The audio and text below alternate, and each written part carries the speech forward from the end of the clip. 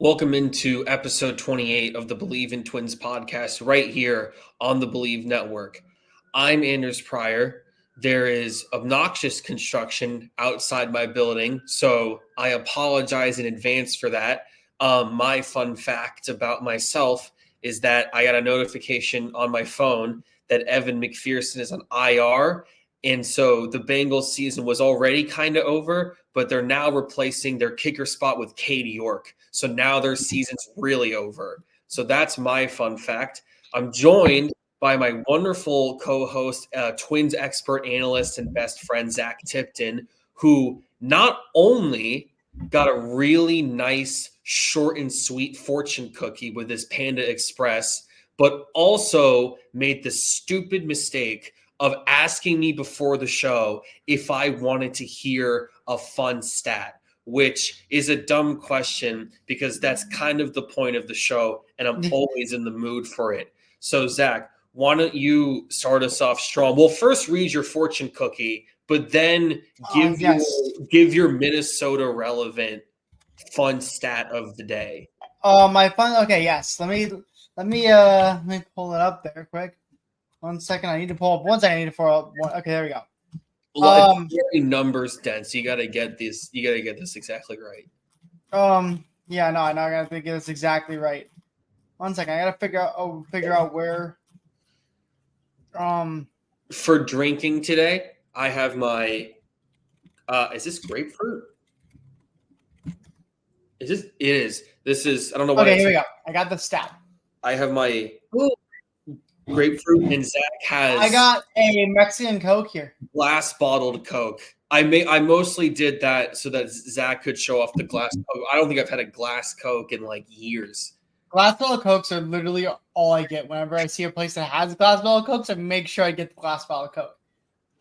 It's just how it is. Yeah. Okay, so here's the fortune cookie says. All friends begin as strangers. True. Which is very true. Anders and I can attest. I can attest to it. I barely knew Anders. I recognized Anders because he joined and was a very quiet member of the Villanovan early in his time. Wasn't that quiet? You were kind of quiet. I was quiet. I got in pretty quickly. I mean, yeah. You were young. You were a young freshman. I was a humble freshman. Yeah. You were never humble. You were a young freshman. And you were a little quiet. And then so I knew of you, and then I ran into you in our home on campus, which is known as the level office to Villanovans. Yep. Also known as the Office of Disability Services office to others that might not be familiar with the university. That's where it was. And we spent a lot of time together in that office because it just was that place where I hung out for 24 hours a day. It felt like. This is basically an extension of our conversation. Yeah, 100%. This podcast is physically just that. Basically. But what is more an extension of it is our Nerds Room Sports podcast, which you can watch on YouTube. Yes. Which you can watch on YouTube at the Nerds Room Sports. That is our very much more of an extension of our conversations. Yeah, I kind of volleyballed that plug for you. You're welcome. Yeah, you're welcome. I saw that. I realized that. And then the fun Minnesota stat of the week here. So I'm going to start naming some names to you, Anders. Romeo Dobbs, his career yards, which is Packers wide receiver, his career yards, 1,542.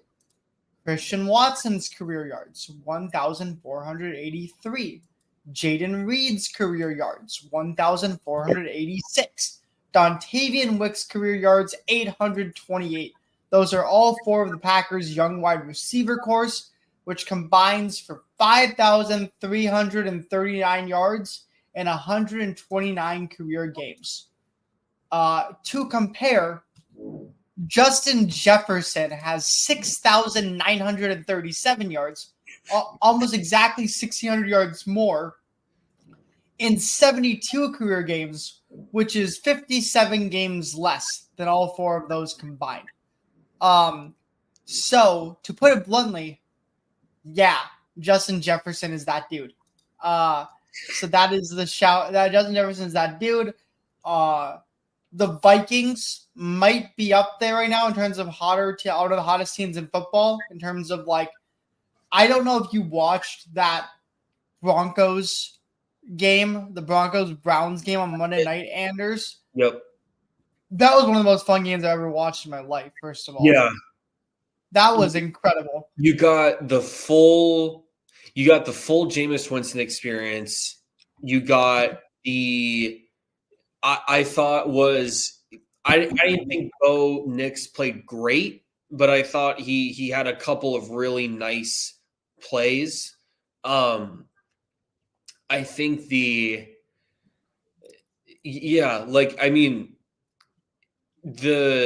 it's really difficult. I think to me the Broncos are really difficult to analyze. Like it, or I feel like rating them is really appropriate. Is really or excuse me. I feel like rating them is really difficult to do appropriately because like the record is good and Bo Nix looks incredible. Bo Nix looks he's doing when you pictured. So when I was doing my like ranking of the 6 guys who he figured had a chance to go in the first round, which he ended up doing, Bo was 3rd on my list, because I thought that he was sort of the most kind of ready today. I didn't think he would be like the best, like ceiling wise, or even right away, because that's kind of gone to Jaden. I didn't think it was going to be Jaden.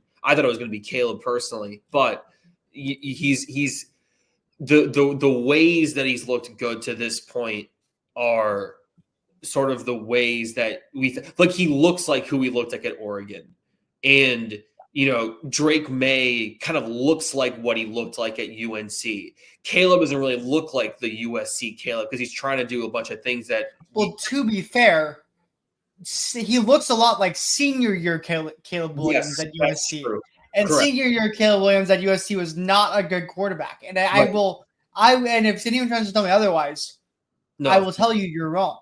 Yep. Senior year Caleb Williams was not a good quarterback. I'm curious for you, Zach. So pre-draft, my personal ranking was Williams, May, Nix, Daniels, McCarthy, Penix.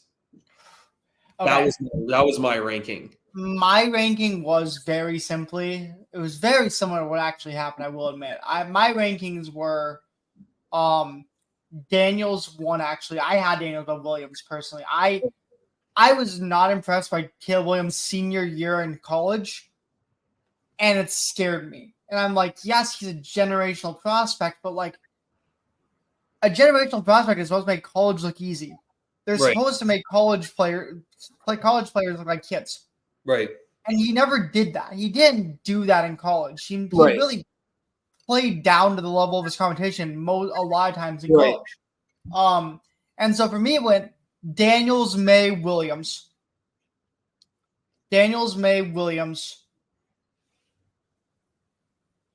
McCarthy, Nix, Penix was my 6. I was like, I liked Bo Nix. Like, listen, I watched Bo Nix play in person when he was at Oregon. Yep.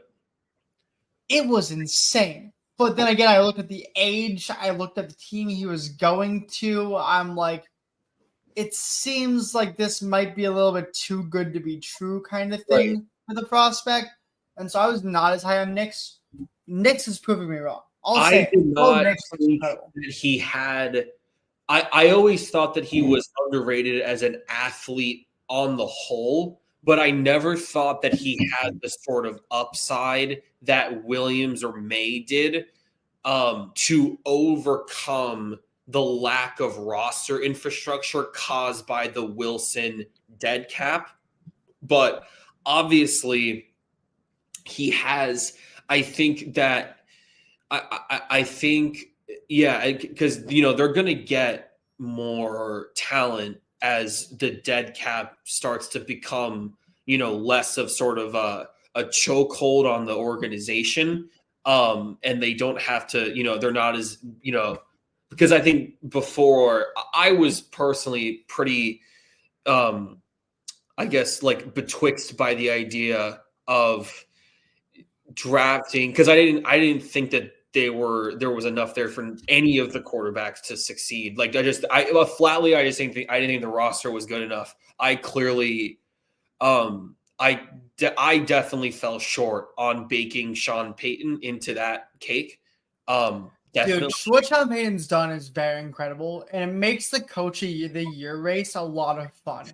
Right. Because I do think Payton has a case for what he's done in Denver. Yeah. And I think there is a case. My pick right now, no doubt, would be Kevin O'Connell. Mhm. Right now would be like no doubt. Like that's pretty set in stone for me right now. Like the only way I don't think Kevin O'Connell wins it for me is like if the last 5 weeks are so disastrously bad that it just isn't there. You'd pick Kevin O'Connell over Dan Campbell, even if the Lions finish with a better record. Dan Campbell came in with loads of talent. He had Jared Goff, who played really high caliber last year. He didn't lose anyone. They didn't lose any top players. Their best player they lost was Josh Reynolds. That was the best player they lost coming into this year. He won Coach of the Year last year. Yeah, I mean it depends. He made the championship. They lost Jonah Jackson, I guess. Ooh. He made it to the NFC Championship. Yep. They barely lost anyone of insanely major caliber. Yep. They were predicted to finish first in their division by a lot. Yep. By most people. Yeah. They aren't doing anything that isn't as impressing us. Like they're doing exactly what we expected them to do, which is go out and be a top team in the NFC. Mm-hmm. And for that, I say I don't think Dan Campbell deserves Coach of the Year because I think the only way you can win Coach of the Year 2 times in a row is if your situations in both years are drastically different. Sure. And you still turn them into a Super Bowl caliber, like a playoff caliber team or like a really high caliber team. I think that's when you win Coach of the Year 2 times in a row. So I remember, well, he didn't win it last year. Oh, that's right, he didn't. He should have won it last year. I agree. Last year, I think, was the year for him to win it. I thought that he did better than Ryan's. I remember Nico won it last year. That's right. I remember about a month ago, we did what would our ticket be? And we didn't do it in order, but we did like the 5 guys that we thought. And I remember both you and I, the 3 that you and I had in common were Campbell, O'Connell, and Quinn. And I remember the 2 that I had, my 4 and 5 spots were Jonathan Gannon, and I Bleav my 5th was Nick Sirianni. Can you refresh me on who your other 2 was? I Bleav my other 2 were Sean Payton and was it Jim Harbaugh or Mike Tomlin? I might have been a Harbaugh, but I might have also gone with Andy Reid. But I think the Chiefs would have had to go undefeated for that. Yeah. I also just like with what their team has gone through this year, the injuries and off-field issues, to get his team kind of playing the way they are right now and being one-loss team is kind of nuts. But again, I don't like the Chiefs, so I'm not going to say anything supportive about them at all. Yes. I'm not gonna Nick Wright on this show right now. So, but I think it's Kevin O'Connell. It's hard for me to look at a team that's 10-2 where Sam Darnold is their QB and say they aren't that coach isn't the Coach of the Year candidate. Right. Like it's just hard for me to do that. And like, listen, what Sam Darnold's done is incredible. So think about it. Just go to the Vikings here quick. Because we should talk about the Vikings here because this is a Minnesota sports podcast. Let's talk about the Vikings quick. What they're doing right now is nuts. Like they should have lost that game. There are only there's only like one other Vikings team in my lifetime that I could say wins that game when we're down 20-6 and playing like we are. And I think it's probably 2022 Vikings, to be straight up. Like I think that's probably the team that is the only other team that I think wins that game or like makes that game a game in my lifetime. What Kevin O'Connell is doing for the Minnesota Vikings is insane. And he's also a great guy. He's a great head coach. He's a great human being. I see the videos every week of him talking about other players on other teams. Specifically, I don't know if you remember the Anthony Richardson video from like 5-6 weeks ago when he was talking to Anthony Richardson after post game. Yes. There's other amazing videos of him like being just a good human being and a good like a coach that just knows how to like talk to players and get players that love like him a lot. And that's on opposing teams too, right? There's a lot of QBs in this league that I think would want to come play for Kevin O'Connell. A lot of offensive players I think would want to come play for O'Connell just because of the guy he is, and just because of the coach he is, not just because of what he can do for their careers, but just because of the guy he is. There's a reason Daniel Jones signed in Minnesota over like 49ers or other teams that wanted him specifically. And listen, I hate Daniel Jones much as the next guy. I've talked about that much, but like, there's a reason he signed with Minnesota. It's because Kevin O'Connell is such a good QB guru that he thinks he can get better with Kevin O'Connell as his coach. And I agree. I think he probably can. Yeah. So I will just say that I think the Vikings being 10-2 right now is a pretty obvious thing for me to say, where I think O'Connell is a coach of the year favorite. And I also think there's definitely a case that Kwesi Adofo-Mensah is the GM of the year favorite. And I also think there's a case that Brian Flores is the assistant coach of the year favorite. I don't know if there's an award for that. Actually, so I don't want to get sidetracked too much, but so I actually was kind of thinking of that, like assistant coach of the year, if we're like going to go into that discussion, because I know a lot of people are going to sort of kind of Ben Johnson are going to immediately flock to Ben Johnson. My pick, if I was making a really honest pick today, my vote might. There's a real substantial part of me that wants to lean to Arthur Smith, Arthur Smith is the offensive coordinator for the Steelers. Ooh, just the sophistication of the RPO and like outside zone, like outside zone RPO stuff that he does is, and like the the two tight end sets that he does, like, and how he designs those, and just contrasts it with Matt Canada. Like it's night and day in terms of just effectiveness, even the run game. Like it's the same group of running backs, and like the offensive line isn't that much different at all, but it just looks so much more cohesive, and which is like what he did, right? Like he did it in Tennessee, right? He developed that run game in Tennessee. He did it in Atlanta, the passing game and kind of getting those big play receivers. That was but the run game was totally fine. He transformed, like Atlanta's offensive line into sort of, average to firmly above average into arguably the best in football. So I think he deserves a ton of credit for just making a total transformation of that offense, and with what really realistically is not a super, A-tier group of skill guys. So he would definitely get some votes for me. And that is Arthur. You're talking about Arthur Smith? Is that Arthur Smith you're still talking about? Arthur Smith, yeah. Yeah. Okay. Yeah, no, I agree. And I will say this. Mike Tomlin is one of a kind. And what he can do with a very little amount of talent on that roster sometimes is incredible. I mean, how many years in a row now that he's had a winning record? It's like 11.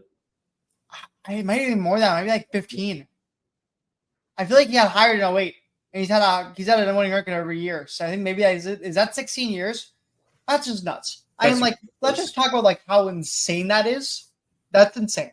If we're building a ticket together, Ben Johnson obviously makes it there. I think your point about Brian Flores is a good one. I'm gonna put Arthur Smith in there if that's okay with you. Yeah, no. Are there any other names for those last two spots? I was gonna go with I really like what the Cardinals DC. It's not Petzing. Who's the Cardinals DC? Oh God, it's like Nick Mullins. That's the Vikings backup QB, but very close. No, not Nick. Yeah, defensive coordinator. Nick Rallis. Okay. Nick Rallis. I don't know if I'd say him like there, but I'd just say he gets some. He gets like he's only 31 years old, which is he's a beast, which is pretty remarkable. Who's the Eagles OC this year? Kellen Moore. So this guy. Yeah, I was that's true. I mean, these guys don't really know about that much. Anders Pryor has a man crush on Kellen Moore. That's basically what it is. I was such a big advocate for him getting a head coaching job. He's been an advocate of that for years. Yeah, I mean, and what he's doing with the Eagles this year, he'll probably get interviews. He should have a job by now, but yeah, he should. And then I think if we have to find one more spot, I mean, I would lean like. I'm trying to think of teams that are overperforming this year that have good players aren't. I mean, you could keep it really simple and give the last spot to Cliff Kingsbury. I think you could also just keep it simple and give it to Steve Spagnuolo. Sure. Yeah. No, honestly, sure. I mean, well, the defense isn't. It's downgraded from last year. That's for sure. I think you're right there. I mean, I guess like, I mean, you could. I mean, he's been there for a while, but like, you could go with Vance Joseph because like they lost Eddie Jackson and Justin Simmons, and the defense actually got better. So if anything, it actually should be him. So I think that's a really good. Who was the really Matt Nagy? No, he's on the play caller for the. No. He's on the play caller. Ben Johnson, Arthur Smith, Brian Flores. Who's the DC for the Lions? Aaron Glenn. Okay, we'll see. Who knows? But we'll come up with a proper list because I actually do want to talk about that more. But also quick one last Minnesota topic I want to bring up here. Me and Anders are not hockey people. We do not watch a lot of hockey. We don't know a lot about hockey, but I do want to highlight the Minnesota Wild this year. The Minnesota Wild are tearing it up. And they're one of the top teams in the NHL, and I almost said Major League Hockey. Don't know why I said that. They're one of the top teams in the National Hockey League, and Kirill Kaprizov is just an absolute superstar. And I just want to shout out the Wild here because we don't give a lot of hockey shouts. We don't know a lot about hockey. We don't. But Kirill Kaprizov, you deserve a shout out. So I want to say shout out to you. And ignore the Arizona State sign I'm doing right now. Forks up. Dude, we'll move on here. Yeah. I know Anders, that was our topic really for that. Yeah. We'll move on to the one Twins topic I really want to discuss here. Yep. Simply because it's the only really move the Twins have had in like the news and / move the Twins have had in like 2 weeks. Which, by the way, we never really brought this up, but sorry for not posting last week. Me and Anders took a week off for Thanksgiving. We just needed a break to kind of just be with our families and take a break. And it was kind of going to be hard for me to get on anyway last week. So we took a break from posting last week. We are back, though, to our regularly scheduled broadcast. Yep. And we will be back on at our normal times. But that is why you did not see our posts last week, for those of you who are listening. The only really move the Twins have made in the last 2 weeks, and the only like news, like you could scroll down the Twins posts. Yeah. And there is nothing besides like one signing that we had, which is a relief pitcher by the name of Alex Speas. out of the Astros. He was also with the Woo Sox this past year as well. Alex Speas was signed to the Twins on a minor league. I want to say that might be minor league. Maybe the 40-man. I'm not remembering exactly where Alex Speas was. Let me look here. Minor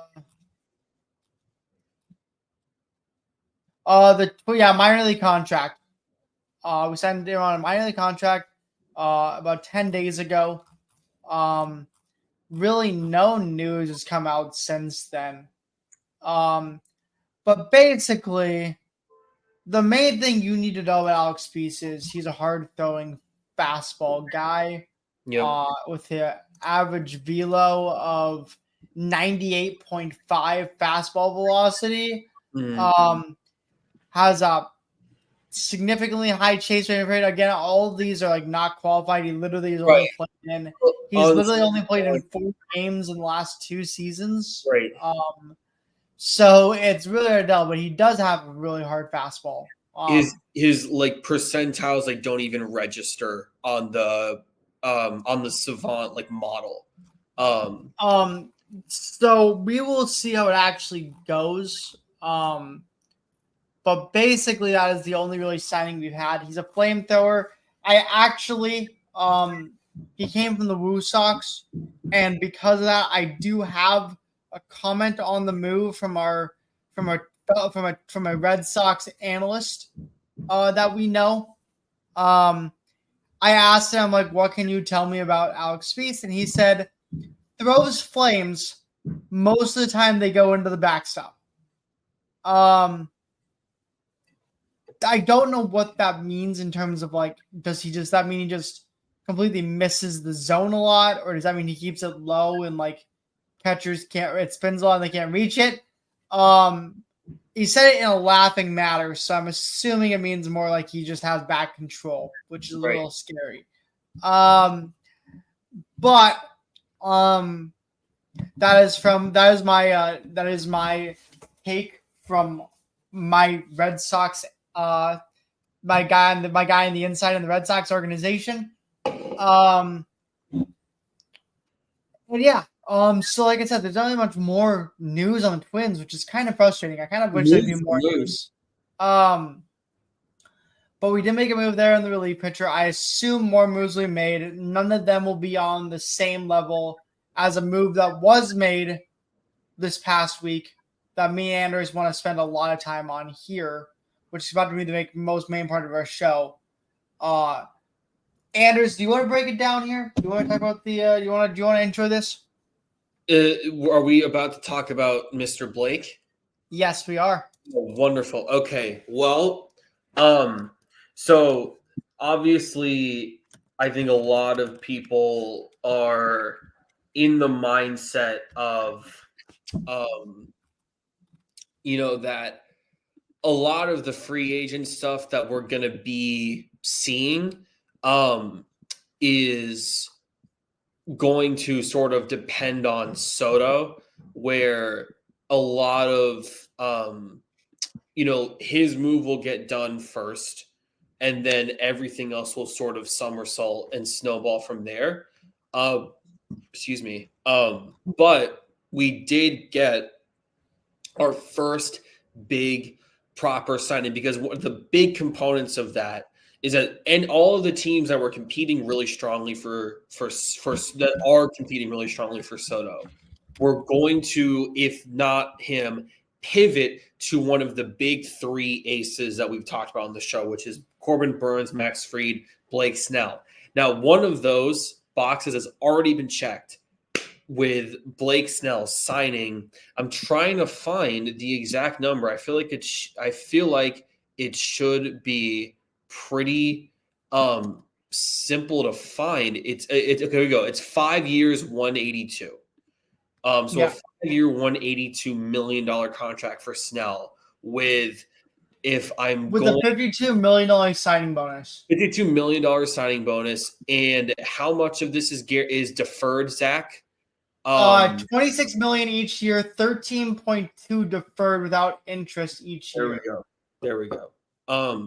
So obviously this is sort of, there's really like, obviously all of the MLB offseason is really fascinating and interesting, but there's really kind of this cluster of 10 and 12 guys that, for a lot of these like teams that are sort of on the fringe are sort of viewed as these like, like potential kind of panaceas for really pushing up a certain group over the edge.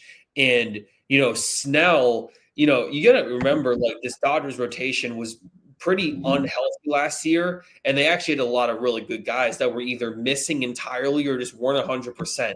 And so now you get this insane three-headed monster of Tyler Glasnow, Snell, and then Yamamoto. And Dustin May is going to come back. We're going to see how everything fleshes out. So we kind of want to talk about the idea, obviously how the MLB tries to make things more competitive has been a big subject point for a couple of years now with all the new rule changes. And people, I think, are starting to get a little bit of a hunger for some of that on the financial end, the fiscal part of the game. And I believe personally that the most personal belief, maybe one of the big kind of points of that you see as a recurring theme is the idea of caps or salary kind of things in twofold: a salary cap, right? A ceiling to make sure that the big spending teams can only spend a certain amount so that way there's no hoarding. And also on the other end, a salary floor to make sure that to kind of keep ownership in check a little bit in terms of just sort of not spending on teams and making sure that you're putting out an adequate product for fans. And so Zac wanted to talk about this too, but there's another component of this, which I think is really interesting. And one of the things that I want to get your opinion on, Zac, before I do your thing, is like the idea of like making what the NBA has done, where they've made the luxury tax like just so vicious and give it sort of like a larger bite for owners, like that kind of thing. That you almost have it, you physically can't go over. Like it's physically to the point where like there is a giant punishment for it. Well, and because in the NFL the cap's a hard cap. In the NBA, there's a cap, but it kind of doesn't exist. But now with these new tax protocols, they want to make it a little more vicious and make it more like a real proper cap. So I want your take on that for the MLB. But then Zac also introduced this really cool idea of it in the show, this sort of extra layer to it, which is like, because the Dodgers have kind of opened up this sort of floodgate for their contracts with Ohtani and now Snell for deferred money. And should there be a limit on that, whether it's a hard number, whether it's a percentage of your spending amount? So give me your sort of take on that. I didn't really have a way to go into that. I'm sorry. I wish I did. I don't really know how the money works in this. So I just basically said, I'm like, there's got to be a way to like slow that down. So whether that's a cap on how many years it can go, or like a cap on like that's another thing too. I didn't even think about that. Yeah, like how far back it can go. That's another. Like, physically, it shouldn't be able to go. I think you should only be able to pay them like 2 years, for 2 years after they stop playing, or after like basically the contract's over, basically like that. I don't really know how that would work or something like that. I don't really know. I don't know the money part of this game. I know the baseball. I don't know the money part. It is interesting though. Like if whether it's a years or how many they can for percentage, penalties for it. Like there's got to be some limitations to it. Right. otherwise, what's stopping the Dodgers from doing that to every single top player of all time and having the 15 best players in baseball all on their team for $5 million a year and then having to pay them later on down the road when it really doesn't matter? Right. You need – so I want – well, let's start at the beginning because I personally am pro both sides. I am pro cap and I am pro floor. Because I have sort of gone back and forth on what I would imagine like an exact number looking like. I could envision something along the vicinity of like maybe a cap of, let's call it like $275 million and a floor, let's call it $100 million. Because if you look at the highest payrolls, right? So number one was the Mets at 305, then the Yankees at 303, then the Dodgers at 249. Now, the reason that number seems lower than it should is because of the deferred money. If you actually bake in the entirety of the thing, they would probably be at number one. You got to do the math, on Ohtani there, but that would be, it would certainly be over the 275 number that I just said. And then if you look at teams that are under 100, because the next you have like Phillies 243, Astros 236, and you go down the list. You have Rays would be the lowest team to qualify at 101. Then you have, Marlins 97, Orioles 94, Guardians 93, the Pirates at 85, and then the A's at 60. So I think do you see the issue there? Do we see the issue there? Right. Because all of these owners, to be really clear, they can in a vacuum afford to hoist these rosters out, but they choose not to because, and again, there's the whole kind of abstract part of it about some markets are just more, appealing for human being players than others. And I totally get that. I mean, but there's also the other part of it, which is Miami, where athletes love going to Miami. They love going to the Dolphins. They love going to the Heat. Why wouldn't they want to go to the Marlins? So I think because the A's lack of spending, the Pirates to a certain extent too, it's kind of crippling a little bit. And it actually is detrimental to the product in a very kind of physical, you can look and see it way, because, the Rays and the Brewers take a bunch of money and they invest in their analytics departments. And that's how they keep getting all of these guys that they just get pumped out. That's why the Corbin Burns trade, which is a very 1-to-1 even trade, that's why that's able to happen. You know what I mean? So yeah. I think a $100 million floor to just prevent teams from doing a sort of brutalistic kind of just almost comedic bottom out, I think would just be something in place. And then I think the $270 million or $275 million cap, I think is another good idea. So that way, because it forces teams to be more specific and frugal about their money and put more effort and more kind of wise, approaches to who they want to pay all this money to. And it rewards smart teams like the Braves for being smart. And also just obviously you get a little bit of a dilute of the sort of the gluttonous sort of approaches that, we've seen the Yankees, Mets, and Dodgers do, especially the Dodgers in the past couple of years. And then the deferred money part, the part that you've brought into it, whether that's the amount or the number of years, so it decentivizes doing it in big extremities, like what they've done with Ohtani, what they've done with Snell. I think that would round out to a pretty double-edged sword, everyone wins, at least at first. No, I agree. I agree. Are you pro or anti floor or?